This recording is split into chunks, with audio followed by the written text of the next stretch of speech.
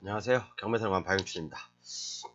이번 시간에는 병점역 인근이에요. 수원 화성 진안동 병점역 아시죠? 요즘 병점역이 많이 핫하더라고요.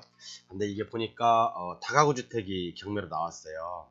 여기서 경매 나왔고 토지 면적이 84평, 건물 면적이 167 정도 돼요. 근데 감정가가 12억에서 8억까지 떨어졌는데 보니까 유방 건축물이에요. 건물은 좀 이쁘게 잘 생겼는데 보니까 이제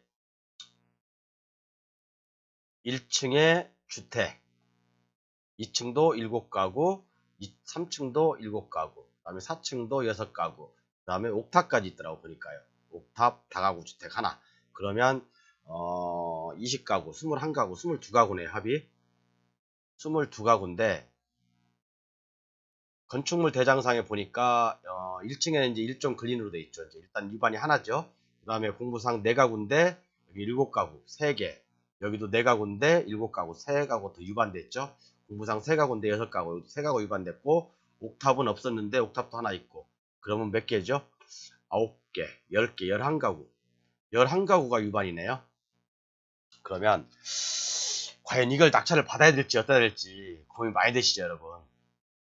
그래서 제가 오늘은 조금 특별한 얘기를 한번 해볼게요. 이런 유반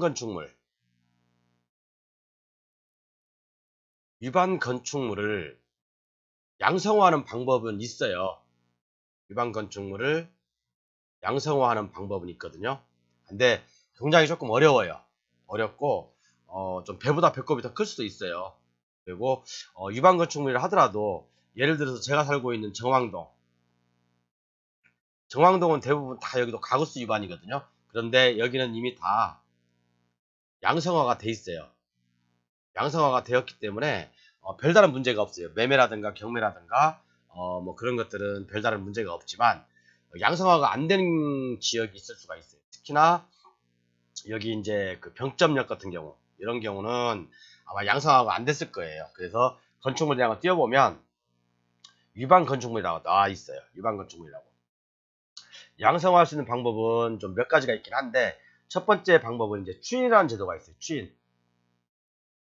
추인이라는 제도가 있고 두 번째는 이제 보통은 5년에서 8년마다 유방 건축물을 양성화 해줬어요. 지금까지는 어떻게 보면 그냥 그 국가에서 5년에서 8년 단위로 이렇게 뭐 기간은 조금 다를 수 있어요. 그러니까 지금으로부터 한 7년 전인가 했나요?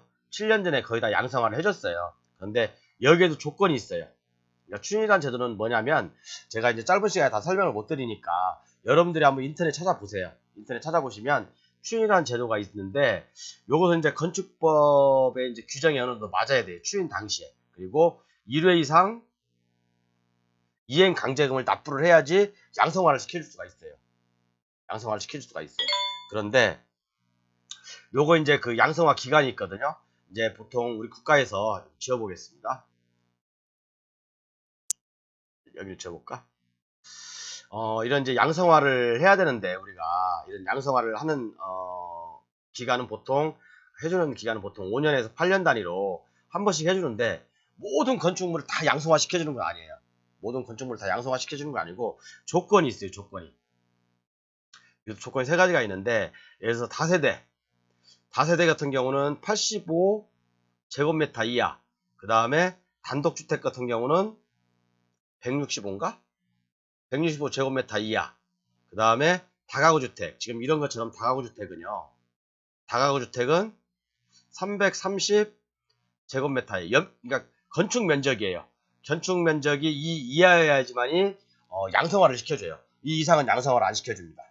이것은 이제 너무나 대규모고 계획적으로 했다. 어떤 그 계획적이라기보다는 어떤 좀 우리가 좀 국가에서 양성화 시키기가 좀 너무 어렵은 면적 이상들은 시켜주지 않습니다. 그렇기 때문에 우리가 경매를 입찰할 때도 살펴봐야 될 게 뭐냐면 예를 들어 다가구는 제가 뭐라고 했죠? 330제곱미터 이하는 일정 기간이 되면 양성화 해줄 가능성도 있다. 해준다는 게 아니에요.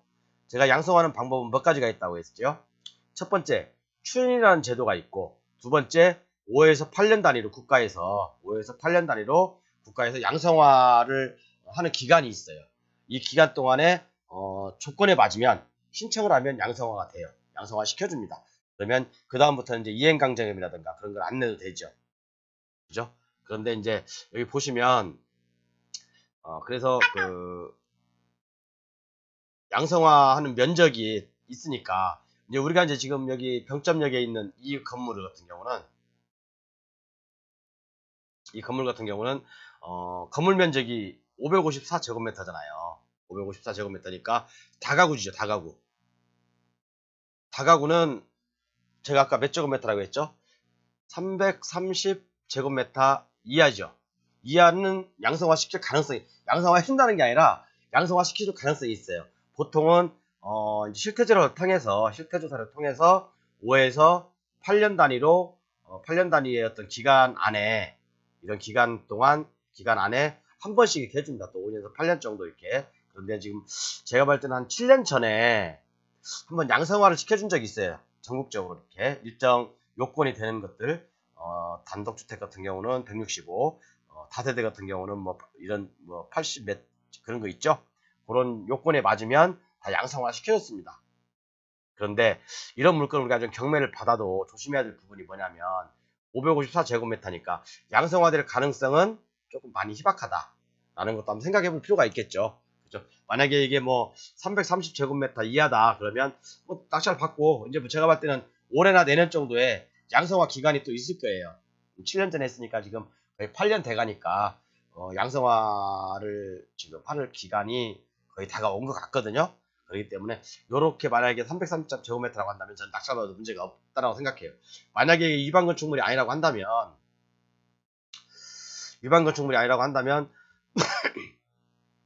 22가구잖아요.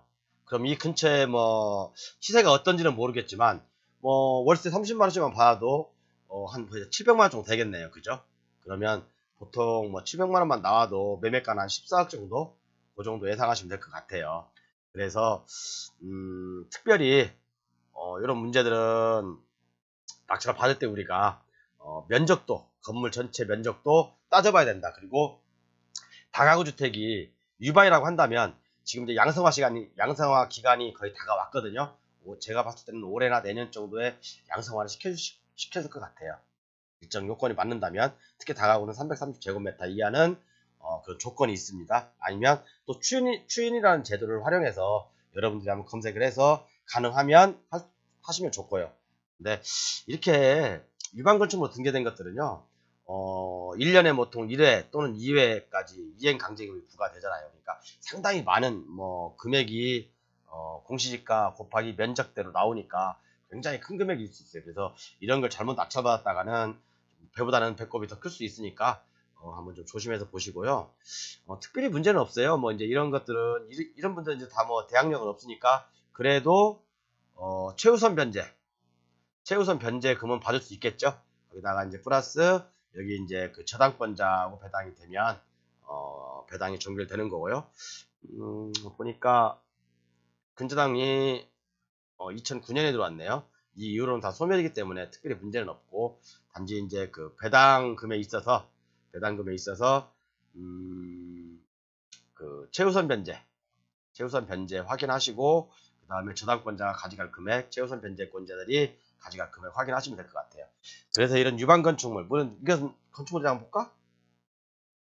건축물 대장 보죠 뭐. 이게 있지. 건축물 대장 보시면 건축물 대장 보시는 요령은 다 아시죠? 보면 뭐 여기 유방건축물이라고 딱 등재가 됐잖아요. 유방건축물.